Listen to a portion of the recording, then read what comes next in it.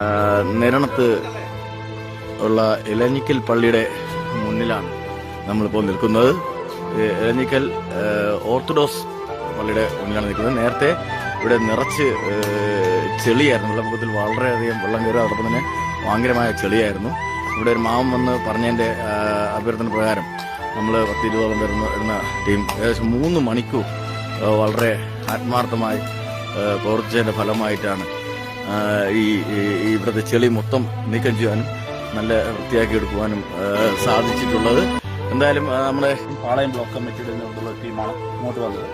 ഇവിടെ വന്നപ്പോഴാണ് വീടുകളെല്ലാം ശുചിയാക്കി, വീടുകൾ, ഹോസ്പിറ്റൽ ഒക്കെ ഇങ്ങനെ ശുചിയാക്കി വരുമ്പോൾ കൂടുതലാണ് ചില വിശ്വാസികൾ വന്ന് ഇവിടെ വന്ന് വൃത്തിയാക്കണം. രണ്ടാൾപ്പൊക്കത്തിൽ ഇങ്ങനെ നല്ല ചെളിയായിരുന്നു, കട്ട പിടിച്ച ചെളിയായിരുന്നു. അപ്പോൾ വരുന്ന ഞായറാഴ്ച കുർബാന നടത്തണമെങ്കിൽ ഇവിടെ ഇതൊന്ന് മാറ്റി തരണം എന്നാണ് അവർ പറഞ്ഞത്. ഇത് മാറ്റാതെ വൃത്തിയിലാണ് പറഞ്ഞത്. ഞങ്ങളപ്പോൾ തന്നെ ശുചിയാക്കി.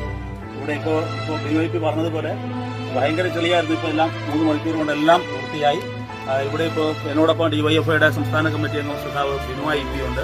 അതോടൊപ്പം തന്നെ DYF ഇവിടുത്തെ പഞ്ചായത്ത് മെമ്പറുണ്ട്. DYFIയുടെ പാളയം ബ്ലോക്ക് സെക്രട്ടറി ഷാഹിനുണ്ട്. ഷാഹിനാണെങ്കിൽ ഷാഹിന്റെ വൈഫ് ഒരുമിച്ചാണ് ഇതിൽ പങ്കെടുക്കാൻ വന്നത്. പിന്നെ നിരവധി പ്രവർത്തകർ. രാവിലെ ഇവരാണ് റേഷൻ കട ഈ പ്രദേശത്തെ റേഷൻ കട ഇന്ന് രാവിലെ ഉപയോഗപ്രദമാക്കി. ഇനി ഉപ്പ് മുതൽ പ്രവർത്തനക്ഷമമാക്കി. വൈകുന്നേരം മുതൽ സാധനം ഇറങ്ങും. റേഷൻ കട കുന്നുകൂടി അവിടെ പുഴുത്ത് കിടക്കുകയായിരുന്നില്ല, അതെല്ലാം ശരിയാക്കി ചെയ്ത പുണ്യപ്രവർത്തി. ഇതൊരു വലിയ അനുഗ്രഹമുള്ള ഇലഞ്ഞിക്കൽ വലിയ വകുപ്പിന്റെ നാമത്തിലുള്ള ഓർത്തഡോക്സ് പള്ളിയാണ്. എല്ലാ ഞായറാഴ്ച ഇവിടെ ആരാധനയുള്ള ഒരു ചെറിയ പള്ളിയാണ്. ഏതാണ്ട് ഒരാൾ പൊക്കത്തിൽ വെള്ളമുണ്ടായിരുന്ന ഭാഗമാണ്. ഒരു 2 അടി കനത്തിൽ ചെളി കയറി നിറഞ്ഞിരുന്ന ഭാഗമാണ് ഈ ഭാഗമല്ല.